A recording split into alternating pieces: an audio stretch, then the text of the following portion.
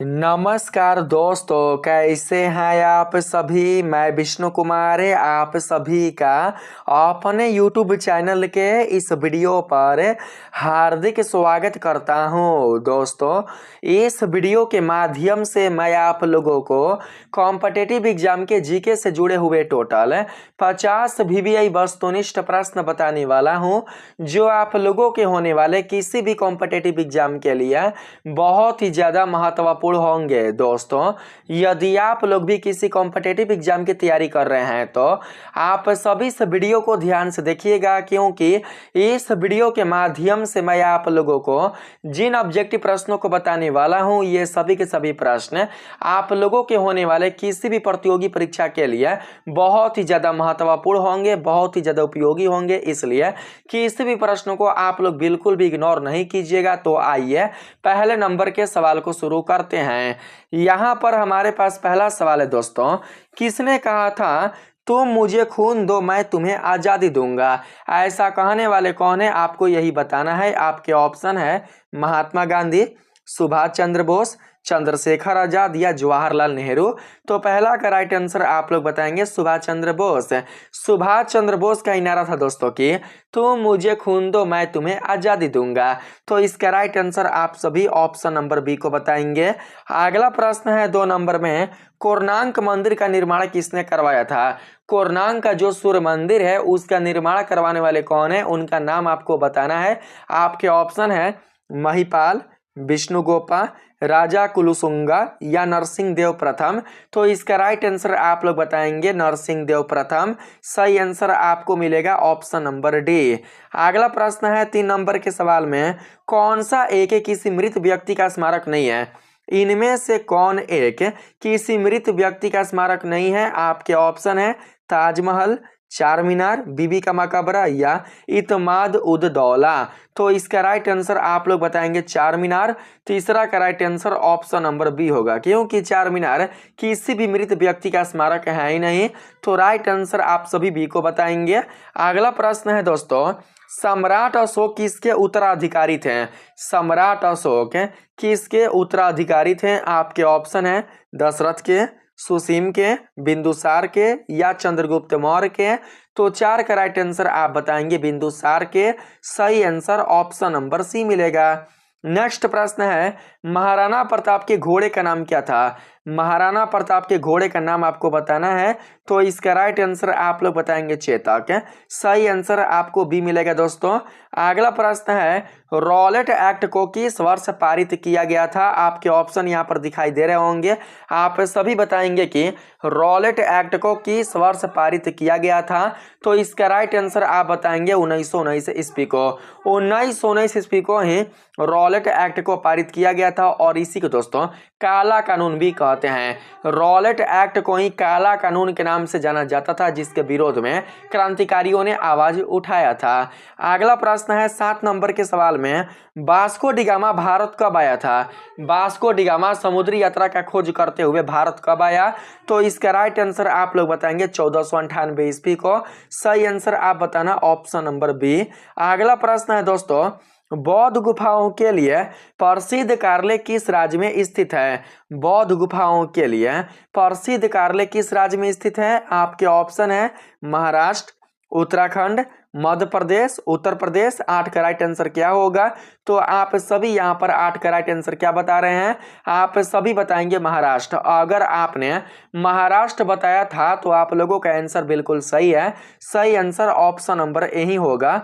अगला प्रश्न है दोस्तों, भारत की आज़ादी की लड़ाई के दौरान कौरो या मौरो का नारा किसने दिया। बहुत ही आसान प्रश्न है। आप बता सकते हैं कि जब भारत की आज़ादी के लिए लड़ाई लड़ी जा रही थी हमारे देश के क्रांतिकारियों के द्वारा, तो हमारे देश के ऐसे कौन से क्रांतिकारी थे जिन्होंने कौरो या मौरो का नारा दिया था। तो इसका राइट आंसर आप बताएंगे महात्मा गांधी। महात्मा गांधी के द्वारा ही यह दिया गया नारा है। तो सही आंसर बताना ऑप्शन नंबर सी। नेक्स्ट प्रश्न है, स्वतंत्र भारत का प्रथम गवर्नर जनरल कौन थे। आपके ऑप्शन है दोस्तों राजा जी, लॉर्ड बेबेल, राजेंद्र प्रसाद या फिर लॉर्ड माउंटबेटन। तो 10 का राइट आंसर आप सभी क्या बता रहे हैं? 10 का करेक्ट आंसर मिलेगा लॉर्ड माउंटबेटन। सही आंसर होगा ऑप्शन नंबर डी दोस्तों। अगला प्रश्न है, गौतम बुद्ध जी को ज्ञान कहाँ पर प्राप्त हुआ था? गौतम बुद्ध को ज्ञान कहाँ प्राप्त हुआ था? तो इसका राइट आंसर बताएंगे बोध गया दोस्तों। लुम्बिनी में उनका जन्म हुआ था, कुशीनगर में उनकी मृत्यु हुई थी और बोध गया में उन्होंने बोधि वृक्ष के नीचे बैठकर ज्ञान की प्राप्ति की थी। तो इसका राइट आंसर आप सभी सी को बताएंगे।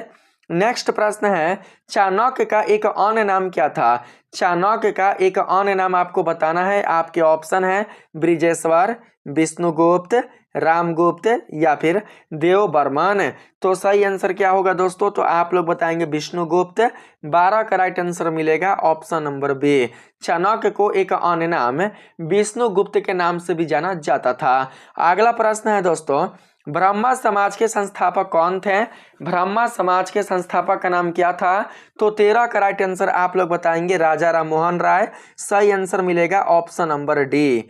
अगला प्रश्न है 14 नंबर में, अजंता एवं एलोरा की गुफाएं किस राज्य में स्थित है? आपके ऑप्शन है मणिपुर, मध्य प्रदेश, उत्तर प्रदेश, महाराष्ट्र। तो राइट आंसर आप बताएंगे महाराष्ट्र। 14 का right answer option number D होगा। अगला प्रश्न है दोस्तों, सुभाष चंद्र बोस के पिताजी का नाम क्या था? सुभाष चंद्र बोस के इनमें से कौन पिताजी थे? तो दोस्तों आप लोग बताएंगे यहाँ पर राइट आंसर जानकी नाथ बोस। 15 का राइट आंसर क्या होगा? तो ऑप्शन नंबर बी याद रखेंगे। नेक्स्ट प्रश्न है, अंतिम मुगल सम्राट कौन थे? इनमें से अंतिम मुगल सम्राट का नाम क्या था? तो आप लोग बताएंगे बहादुर शाह जफर। तो सही आंसर होगा ऑप्शन नंबर डी। अगला प्रश्न है दोस्तों, दीन ए इलाही किसके द्वारा प्रचारित किया गया था? इनमें से किसके द्वारा दीन ए इलाही प्रचारित किया गया था? तो आप बताना अकबर। अकबर के द्वारा ही दोस्तों दीन ए इलाही का प्रचार किया गया था। तो सही आंसर आप सभी ए को बताएंगे। नेक्स्ट प्रश्न है, सीमांत गांधी किसे कहा जाता है? आपके ऑप्शन है महात्मा गांधी, मोहम्मद अली जिन्ना, बाल गंगाधर तिलक या खान अब्दुल गफार खान। तो इसका राइट आंसर आप सभी बताएंगे दोस्तों खान अब्दुल गफार खान। सही आंसर मिलेगा ऑप्शन नंबर डी।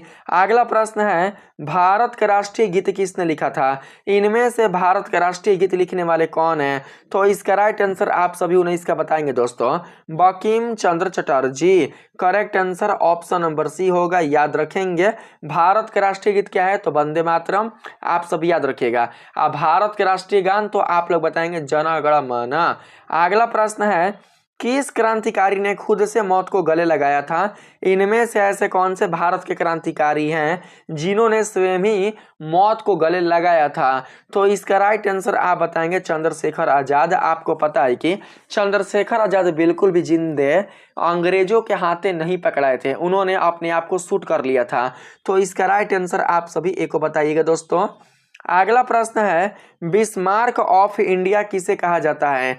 इनमें से बिस्मार्क ऑफ इंडिया किसको कहा जाता है? आपके ऑप्शन है सरोजिनी नायडू, लोकमान्य तिलक, वल्लभ भाई पटेल, जवाहरलाल नेहरू। तो 21 का राइट आंसर आप बताइएगा वल्लभ भाई पटेल। सही आंसर ऑप्शन नंबर सी मिलेगा। अगला प्रश्न है, सारवन बेलगोला कहाँ पर स्थित है? सारवन बेलगोला कहाँ पर स्थित है? आपके ऑप्शन है केरल में, उड़ीसा में, कर्नाटक में, तमिलनाडु में। तो राइट आंसर आप सभी दोस्तों बताना कर्नाटक में। सही आंसर मिलेगा ऑप्शन नंबर सी। अगला प्रश्न है, दास वंश की स्थापना किसके द्वारा की गई थी? इनमें से किसके द्वारा दास वंश की स्थापना किया गया था? तो इसका राइट आंसर आप सभी 23 का बताएंगे ऑप्शन नंबर बी, यानी कि कुतुबुद्दीन ऐबक के द्वारा। इनके द्वारा ही दोस्तों कुतुब मीनार का भी निर्माण करवाया गया था। कुतुबुद्दीन ऐबक के द्वारा ही कुतुब मीनार की रचना हुई थी, कुतुब मीनार का निर्माण हुआ था और इन्होंने ही दास वंश की स्थापना भी किया था। तो सही आंसर आप लोग बी को बताएंगे। अगला प्रश्न है, महान सम्राट अशोक किस वंश के थे? इनमें से किस वंश के महान सम्राट अशोक थे? तो राइट आंसर बताएंगे मौर्य वंश के। सही आंसर मिलेगा आपको डी। नेक्स्ट प्रश्न है, जलियांवाला बाग हत्याकांड का आदेश किसने दिया? इनमें से किसने आदेश दिया था जलियांवाला बाग हत्याकांड करने के लिए? तो राइट आंसर आप लोग बताएंगे कर्नल रेजिनाल्ड डायर। क्या नाम था? Colonel Reginald Dyer. सही आंसर आप बताएंगे ऑप्शन नंबर ए। इन्होंने ही दोस्तों निहत्थे और निर्दोष लोगों पर गोलियां चलवाने का जो आदेश है, जो परमिशन है, वो दे दिया था। तो सही आंसर बताना ऑप्शन नंबर ए। अगला प्रश्न है दोस्तों, भारत के राष्ट्रगान के रचयिता कौन है? तो सही आंसर क्या मिलेगा? भारत के राष्ट्रगान, वो था राष्ट्रगीत, ये है राष्ट्रगान। तो आप सभी क्या बताएंगे? 26 के राइट आंसर आप लोग बताना रविंद्रनाथ टैगोर। भारत के राष्ट्रगान के रचनाकार का नाम है रविंद्रनाथ टैगोर। तो सही आंसर मिलेगा ऑप्शन नंबर बी। अगला प्रश्न है दोस्तों, किस तारीख को सबनिया अवज्ञा आंदोलन प्रारंभ किया गया? आपके ऑप्शन है 21 मई 1931, 10 मई 1930, 12 मार्च 1930 या फिर 13 मार्च 1931। 27 के राइट आंसर आप क्या बता रहे हैं? इसका सही आंसर बताएंगे 12 मार्च 1930 ईस्वी। तो सही आंसर होगा ऑप्शन नंबर सी। नेक्स्ट प्रश्न है, मुगल साम्राज्य की स्थापना किसके द्वारा की गई थी? इनमें से किसके द्वारा मुगल साम्राज्य की स्थापना हुई थी? तो आप लोगों को पता होगा बाबर के द्वारा 1526 ईस्वी में। उन्होंने दोस्तों क्या किया था कि 1526 ईस्वी में पानीपत के प्रथम युद्ध में इब्राहिम लोदी को हराकर मुगल वंश की स्थापना की थी। ठीक, चलिए नेक्स्ट प्रश्न है, भारतीय राष्ट्रीय कांग्रेस के प्रथम अध्यक्ष कौन थे? भारतीय राष्ट्रीय कांग्रेस के पहले अध्यक्ष कौन थे? तो इसका राइट आंसर बताइएगा आप सभी। व्योमेश चंद्र बनर्जी। क्या नाम था? व्योमेश चंद्र बनर्जी। सही आंसर मिल जाएगा ऑप्शन नंबर सी। अगला प्रश्न है दोस्तों, यूनेस्को वैश्विक विरासत स्थल खजुराहो कहाँ स्थित है? यूनेस्को वैश्विक विरासत स्थल खजुराहो कहाँ स्थित है?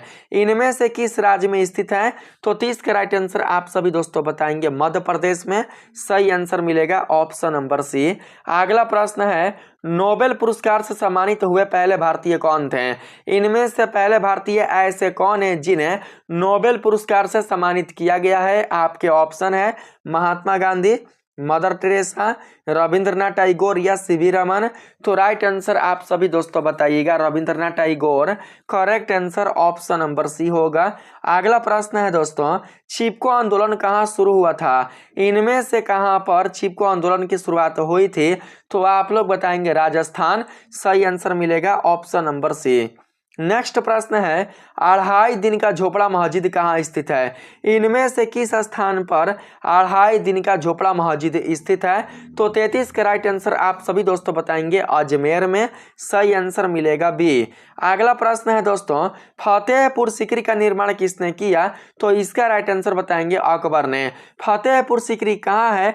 तो आप लोग बताएंगे उत्तर प्रदेश राज्य में। तो सही आंसर मिल जाएगा ऑप्शन नंबर बी।